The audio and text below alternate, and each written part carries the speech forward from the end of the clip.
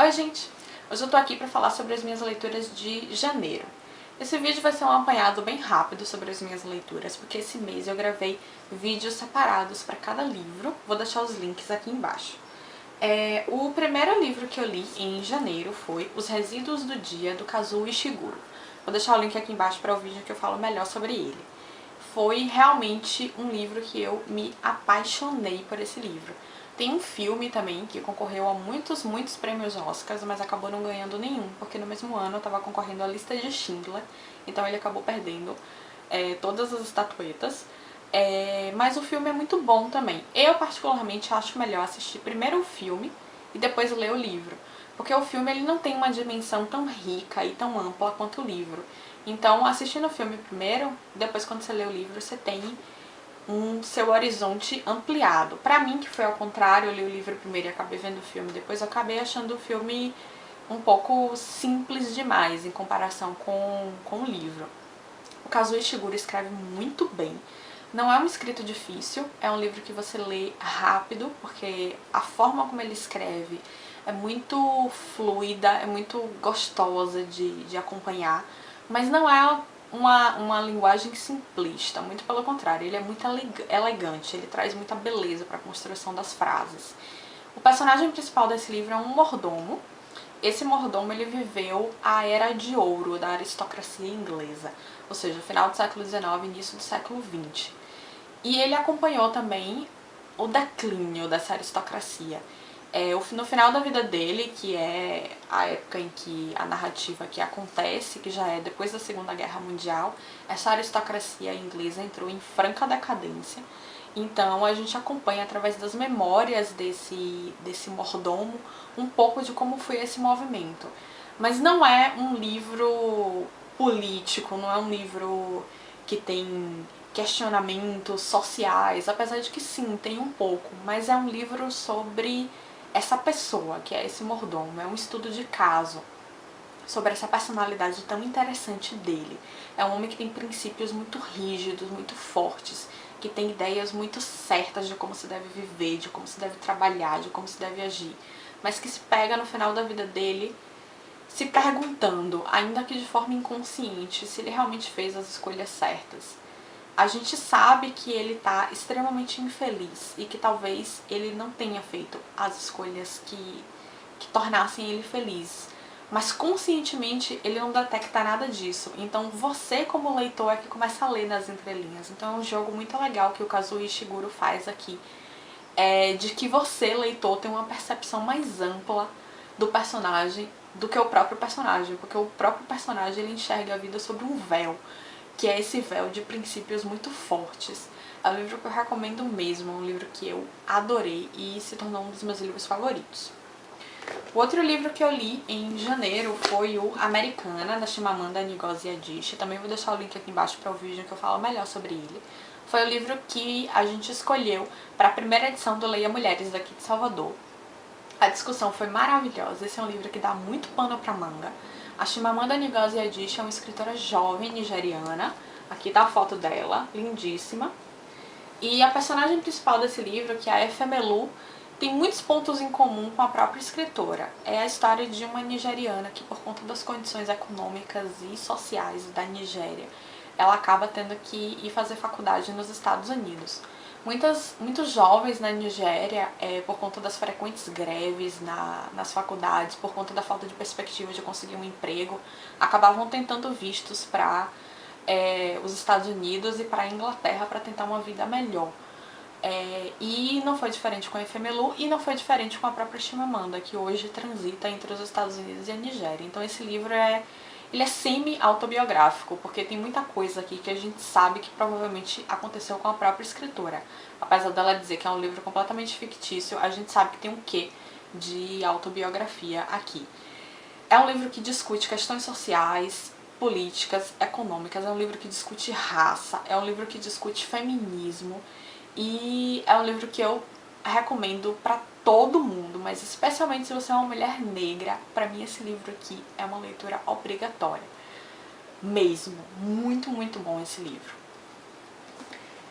O outro livro que eu li também em janeiro, vou deixar a capa dele aqui, foi Perdido em Marte. Eu li Perdido em Marte porque eu queria ler o livro antes de assistir o filme. E eu acabei me arrependendo porque eu acho que eu deveria ter assistido o filme antes de ter lido o livro. Porque acontece com ele a mesma coisa que aconteceu com Resíduos do Dia. Eu achei o filme muito simples comparado com o livro. E eu particularmente acabei não gostando muito do filme.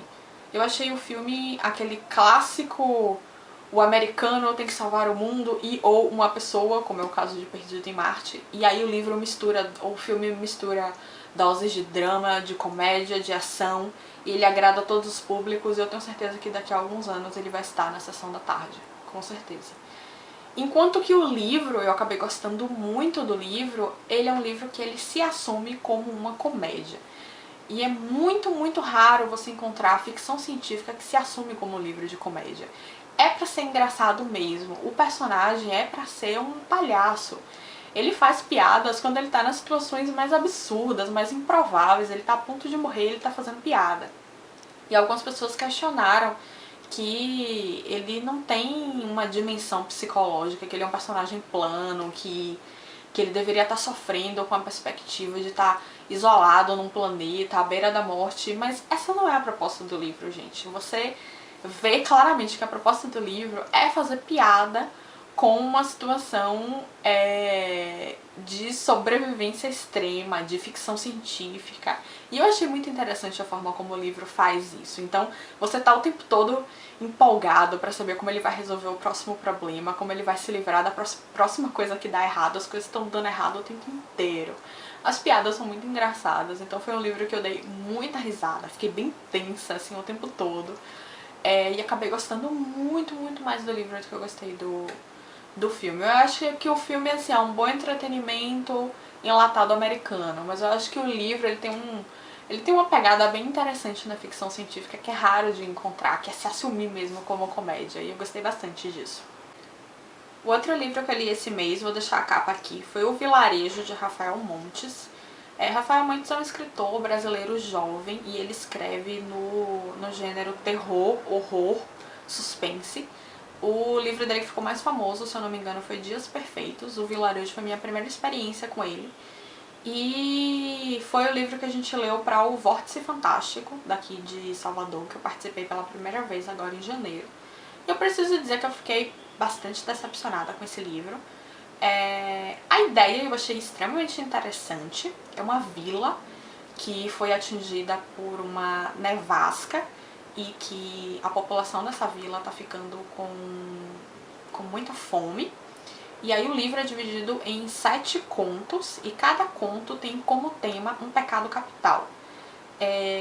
No iniciozinho tem um prefácio também bem interessante que propõe que a história talvez seja real. O Rafael Montes, ele diz que ele teria encontrado um diário num sebo e que esse diário teria contido esses contos que ele traduziu de uma língua há muito tempo esquecida, e ele organizou os contos na ordem que ele achou mais conveniente, mas que você pode ler os contos como você quiser.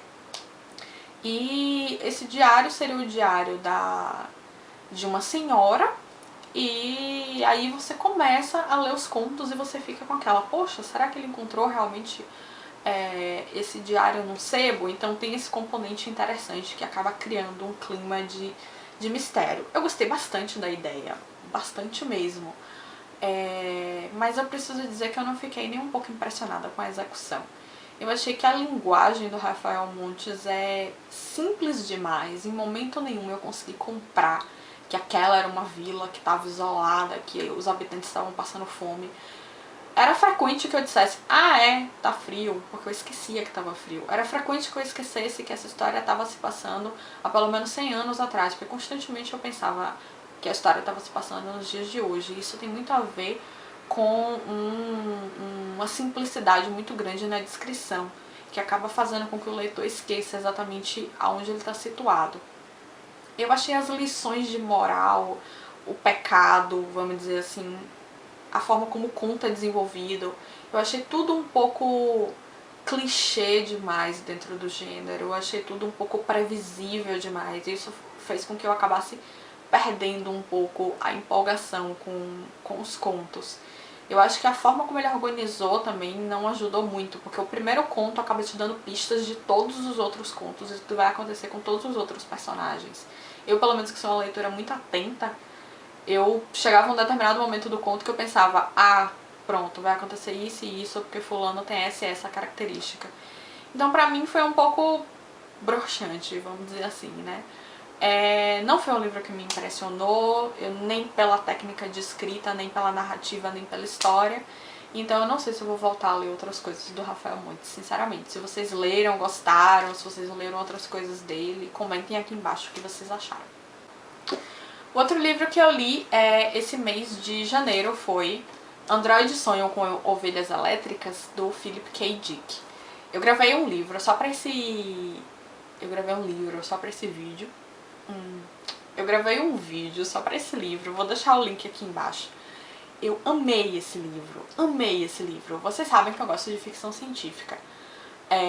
Mas assim, tem algumas ficções científicas que eu gosto mais e tem outras que eu gosto menos. Essa aqui é a ficção científica que eu amo, que é uma ficção científica que na verdade serve para questionar muito do que a gente entende como concreto, como real, como que é humano. Então, nesse mundo aqui de androides sonham com ovelhas elétricas, a gente tem uma sociedade em que androides estão sendo construídos, mas de forma completamente humana. Biologicamente falando, você não tem como diferenciar um androide de um ser humano nesse mundo aqui, a não ser fazendo um exame de medula óssea, que você só pode fazer no cadáver. Ou seja, você tem que decidir se você vai matar ou não aquele ser que está ali na sua frente, sem saber se ele é humano ou se ele é androide. E aí, depois de morto, você vai descobrir se você errou ou não. E existem testes psicológicos que foram desenvolvidos aqui para tentar compreender se aquele ser é um androide ou não, mas existem algumas dificuldades na aplicação desse teste, como o livro vai revelar, e isso gera um questionamento incrível do o que é que nos faz humanos. E será que uma criatura construída de forma orgânica e que não pode ser diferenciada de um ser humano não é humano? E o Philip K. Dick, ele tem aqui algumas tentativas de resposta, nada muito concreto, mas que gera um debate muito legal esse livro. Esse era um livro que eu gostaria muito de debater com outras pessoas. Não vou adiantar muito, porque, como eu falei, eu gravei um vídeo só pra ele, então quem tá interessado em saber um pouquinho mais sobre esse livro, clica no link aqui embaixo. Mas adianto que uma das melhores ficções científicas que eu já li, esse livro aqui. O outro livro que eu li, o último de janeiro, foi esse aqui. Você pensa que acha que pensa? Não. Você pensa o que acha que pensa? Na verdade, são 12 testes filosóficos para você questionar um pouco o que você tem como certeza. Então os testes aqui envolvem desafios de lógica, de ética, de moral, do que você entende como tabu, do que você entende como Deus, se o seu Deus faz sentido, se não faz. Eu comprei esse livro chegou aqui em casa tem uns 3 dias e eu devorei, assim, respondi todos os desafios, respondi numa folha avulsa para que outras pessoas possam responder também aqui em casa e tal. É um livro que muitas pessoas vão poder usar. E é um livro que me fez pensar muito. Esse pra mim é um livro verdadeiramente filosófico, porque ele te faz questionar muitas das suas ideias pré-concebidas, ou seja, os seus preconceitos, e coloca em xeque muitas coisas. Eu acho que responder os testes desse livro aqui é meio que passar por aquela experiência socrática de ter todas as suas ideias dissecadas para você concluir se você realmente sabe alguma coisa. O único alerta que eu deixo aqui é que para as pessoas muito religiosas, tem alguns testes aqui que questionam um pouco se a sua ideia, se a sua concepção de Deus faz sentido, então vão com calma, porque o objetivo do livro não é dizer que Deus não existe, nem dizer que o seu Deus não presta. O objetivo do livro é questionar se a sua concepção de Deus faz sentido. E se faz sentido, ok, mas se não faz, será que não vale a pena parar um pouquinho para pensar também? Para ver como você pode justificar isso racionalmente para você mesmo, para os outros. Será que não é interessante se perguntar um pouco? Então é um livro que eu recomendo pra todo mundo. Foi uma indicação da Nath, do canal Redemunhando. Agradeço muito a ela por essa indicação, porque foi um livro que eu realmente curti muito. E é isso, um beijo, até o próximo.